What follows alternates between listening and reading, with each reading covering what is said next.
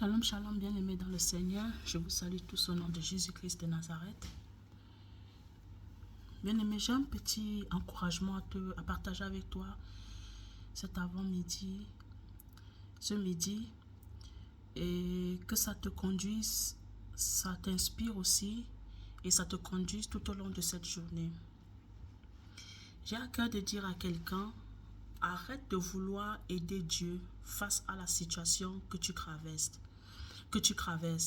Arrête de vouloir aider Dieu face à la situation par laquelle Dieu a décidé, a choisi de te faire passer afin de t'inchroniser dans la destinée qu'il a prévue pour toi. Vous savez, bien-aimés, il y a de ces personnes, tu as reçu des prophéties que Dieu a dit tu seras tel, tu seras millionnaire, tu seras telle personne, tu seras un homme de Dieu, tu seras une femme de Dieu, tu vas servir Dieu et tout. Et puis toi, tu veux aider Dieu. C'est comme prenons l'exemple d'Abraham et de Sarah. Dieu avait promis à Abraham un enfant, dont Isaac.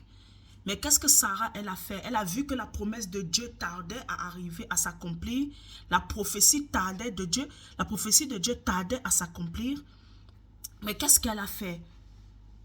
Au lieu de patienter, de persévérer, de croire que Dieu est fidèle à sa parole, que Dieu est fidèle à lui-même, qu'est-ce que Sarah, elle a fait? Elle a pris sa servante Agar et donné à Abraham pour qu'il fasse un enfant qui s'appelle Ismaël. Ce n'était pas la volonté de Dieu. Ce n'était pas la volonté parfaite de Dieu. C'était la volonté permissive de Dieu. La volonté permissive de Dieu s'opère, se manifeste. Lorsqu'on dit manifeste, on dit volonté permissive de Dieu. Lorsque nous faisons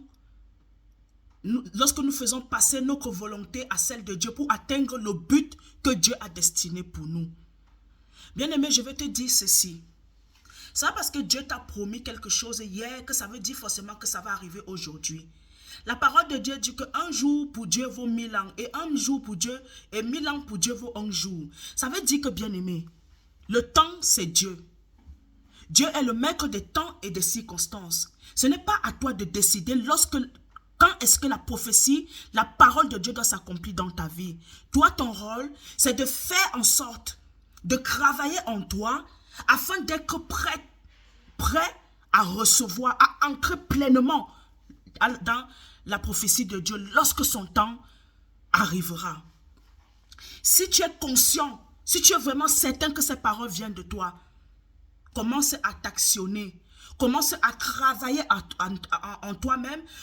Demande à Dieu de l'aide afin de t'aider à te transformer, à t'aiguiser, à te tailler, afin que tu sois la femme, l'homme qu'il veut que tu sois, afin de jouir pleinement, d'ancrer pleinement, de vivre pleinement, de ne rater aucun iota d'une parole, de la parole qu'il a destinée pour toi.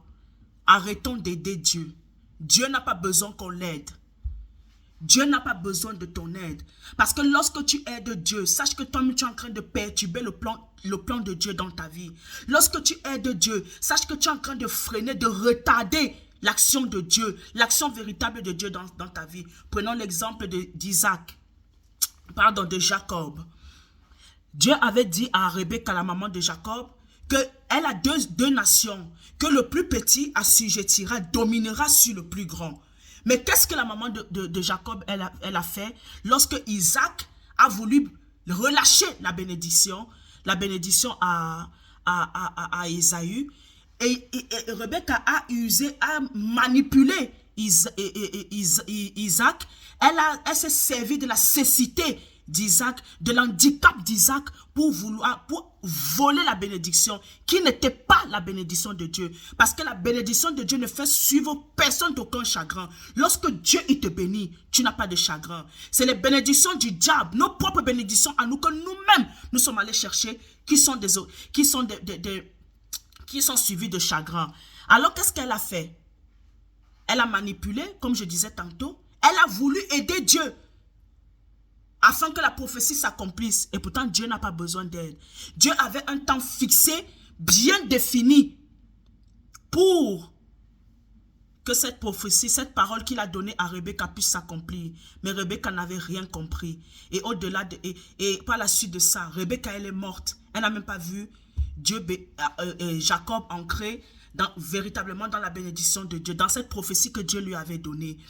Jacob a vécu dans les temps difficiles. Il a été manipulé par son oncle Laban. Il a été manipulé, volé. Il a eu tout. Il a eu toutes sortes de maux. Voilà pourquoi quand il allait dans la montagne d'Abraham, qui est son grand-père, il a dit à Dieu, quand l'ange est apparu, il a dit à l'ange, si je ne te lâcherai pas tant que tu ne me bénis pas. Comment une personne qui est bénie peut commander, peut revendiquer une bénédiction? Ça veut dire que Jacob n'était pas réellement béni. Jacob n'était pas réellement béni. La bénédiction de Jacob a été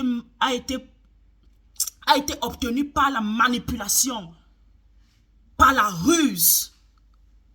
Et on ne peut pas dire que quelqu'un qui manipule, quelqu'un qui est rusé, c'est quelqu'un qui est véritablement béni. La bénédiction de Dieu ne s'obtient pas comme ça. La bénédiction de Dieu s'obtient dans l'amour, la patience, la persévérance, par la foi. C'est par ça que la bénédiction de Dieu, par la manifestation du fruit de l'esprit. Donc, bien aimé, ce midi, je vais encourager quelqu'un à ne pas aider Dieu. Arrête d'aider Dieu. Dieu n'a pas besoin que tu l'aides.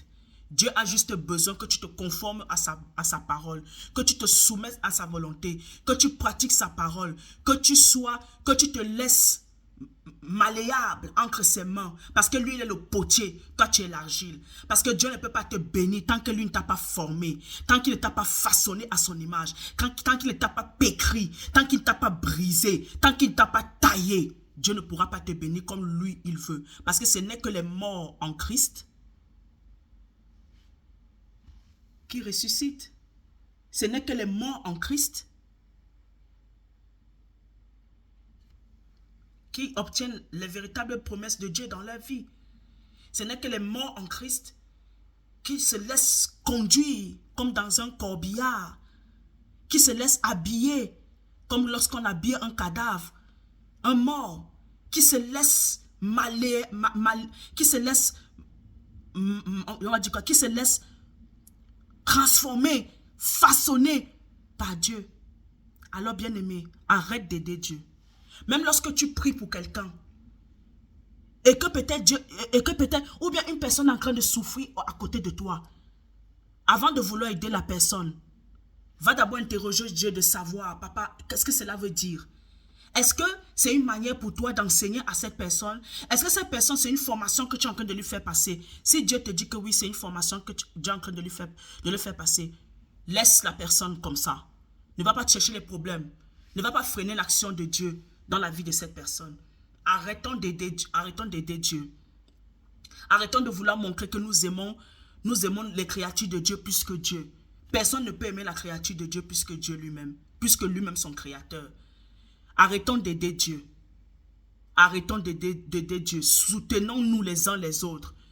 Mais lorsque c'est une question de la destinée d'une personne, laissons Dieu agir. Parce que Dieu nous connaît mieux que nous-mêmes. Dieu sait où il nous amène. Dieu sait où on va.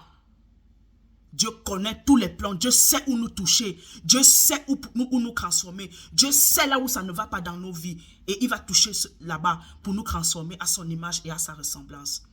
Que Dieu te bénisse abondamment. N'oublie pas, n'aide jamais Dieu. Ne te prends jamais comme l'avocat d'une tierce personne. Nous avons un avocat au ciel, Jésus-Christ de Nazareth. Laissons ce rôle à Jésus. Nous faisons notre part. Que Dieu vous bénisse abondamment.